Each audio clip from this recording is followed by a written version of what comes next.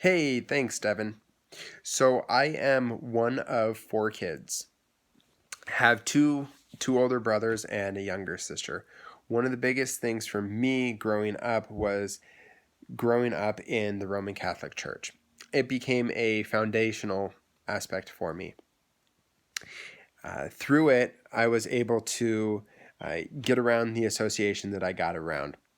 I often am letting people know that a person doesn't know what they don't know. So for me, when I was in high school, I ended up going off to Gonzaga Prep. And then from there, some of the biggest things that happened occurred my freshman year of high school. I ended up getting the opportunity to meet a young life leader. His name was Krister. And the way that I got introduced to Krister, he actually ended up coming up to me and asked me if I wanted to go ahead and host Young Life at our house. The only interaction that I had at that time of Young Life was from the flyers that they would put on the cafeteria tables, basically indicating, you want to come hang out with us, be zany for an hour?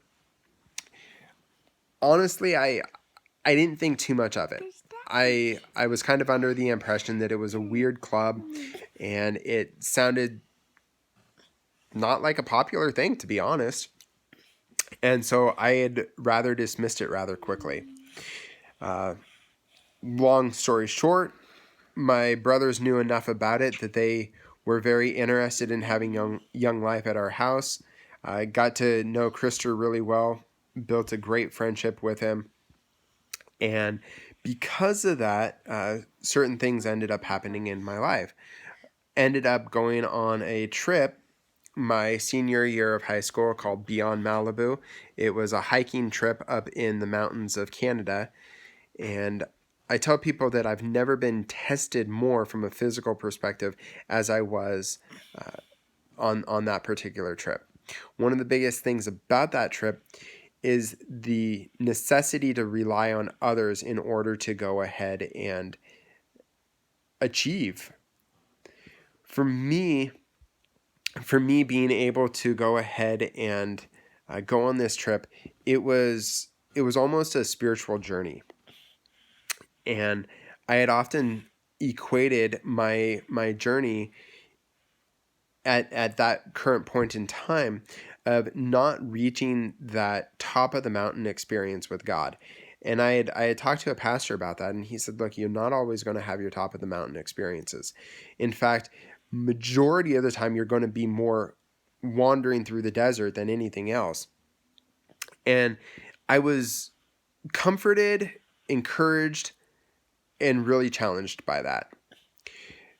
And one of the other things that I had struggled with, though in my high school days, I never got into the party scene. I was always the designated driver. For me, my biggest struggle came from the internet. And so growing up in the Catholic Church, though, I was under the impression that if I go ahead and I confess my sins to a priest, then I'm going to be okay. Everything's going to be forgiven. However, I was always conflicted by the notion of, if I admitted to doing something and yet I go back to doing it, I felt like Timothy. I don't do the things that I want to do, but I do the things that I don't want to do. And that was a real big challenge for me.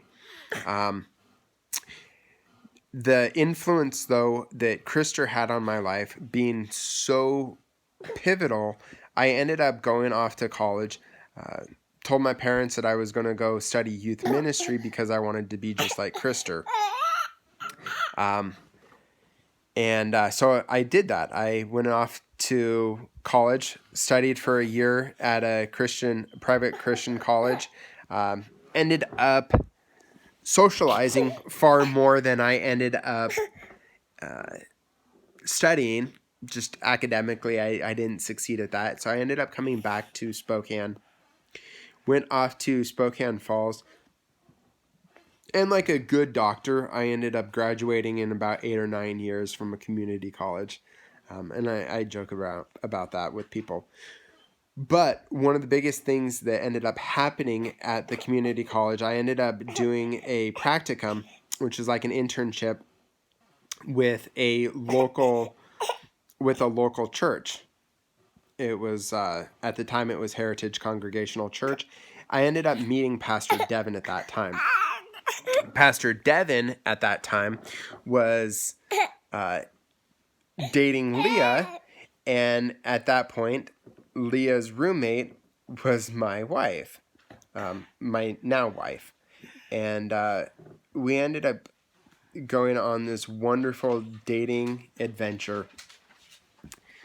One of the biggest things that ended up happening is just like any great courting relationship, I ended up moving from Spokane to the Tri-Cities to go ahead and pursue her even more. And in my pursuit, one of the things that we would end up doing together on Sundays is we would end up going to church together. And I remember there were times during the service that the pastor had been talking about altar calls, coming to the altar and basically turning your life over to Christ. Well, growing up in the Catholic Church, I figured that, I was already good and I didn't need to turn over my life. And so I never went up that time that he did the altar call, but I remember sitting there in my seat holding on tight because I felt in my heart that I needed to. And though it conflicted me, or though I felt an urge to go at that point, I didn't. And yet this thought still wrestled through my mind. Fast forward a little bit later, and one of the biggest things that ended up happening, we ended up moving off to Spokane.